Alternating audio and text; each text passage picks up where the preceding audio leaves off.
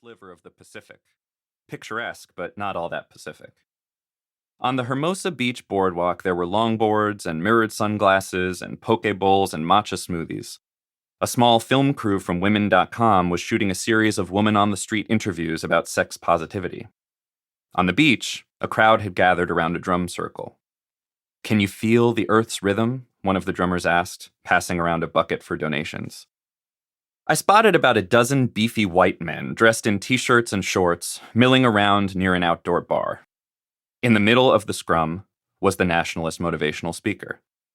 Most people on the boardwalk didn't recognize him, but to his followers, both in person and on the internet, he was something of a hero, or maybe an anti-hero, an expert at injecting fringe ideas into mainstream discourse.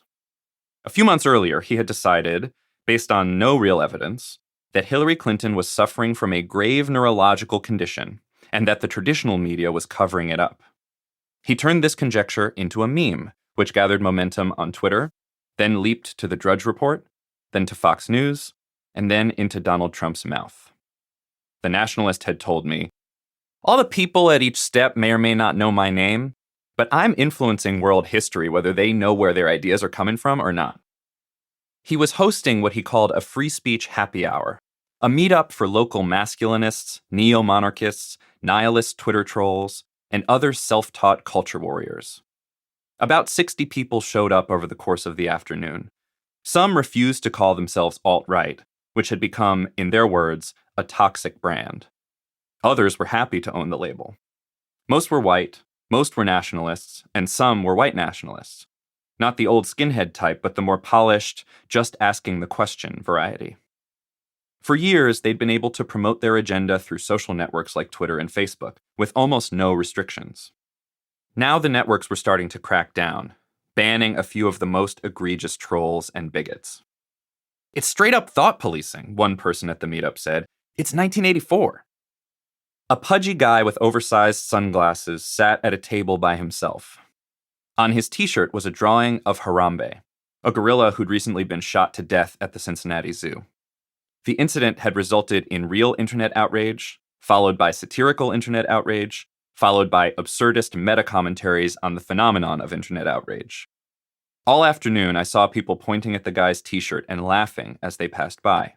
"Fuck yeah, Harambe," they'd say, or "Dicks out for Harambe." The guy wearing the t-shirt would nod knowingly, as if in solidarity. That was the extent of the interaction. I sat down next to the guy and asked him to explain the joke. "It's a funny thing people say or post or whatever," he said. It's just a thing on the internet." Harambe, of course, was a real animal before he became a meme. Still, I knew what it was like to experience much of life through the mediating effects of a screen. It wasn't hard for me to imagine how anything, a dead gorilla, a gas chamber, a presidential election, a moral principle, could start to seem like just another thing on the internet. For as long as the United States has been a country, there have been Americans handing out pamphlets declaring taxation unconstitutional, or standing on soapboxes railing against papist sabotage, or calling C-SPAN to demand that every member of Congress be investigated for treason. C-SPAN's screeners, if they were doing their jobs, did not put those callers on air. The First Amendment protected this minority's right to speak, and for a long time it seemed as if the majority were not inclined to listen. In 1961, President John F. Kennedy said, "There have always been those on the fringes of our society who have sought to escape their own responsibility by finding a simple solution, an appealing slogan, or a convenient scapegoat. But in time, the basic good sense and stability of the great American consensus has always prevailed." In 2004 and 2005, a few young men wrote the computer code that would grow into a vast industry called social media. Social, because people could receive information horizontally from their friends rather than waiting for gatekeepers to impart it from on high.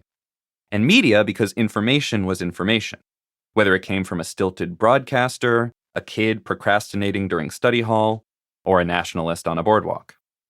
The social media entrepreneurs called themselves disruptors, but they rarely described in much detail what a post-disruption world would look like. When pressed, their visions tended toward hazy utopianism. They expected to connect people, to bring us all